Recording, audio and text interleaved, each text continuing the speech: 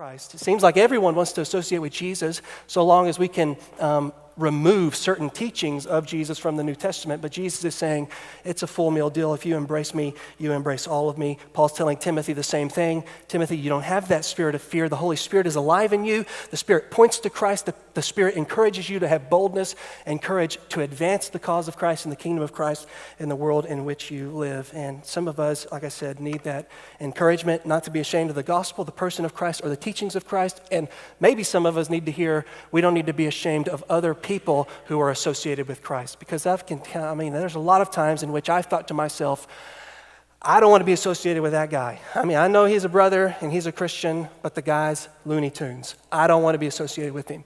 And there's a sense in which maybe you can do that. Paul's not saying associate with all believers no matter what. Sometimes some believers are arrogant and rude and mean-spirited, and you don't want to associate with that. But when it comes to people who are being persecuted for the cause of Christ in your schools, at your workplaces, in your circles of influence, and they're getting pushed back, what Paul is saying is step in and reject the shame that you feel, step in and share in the suffering.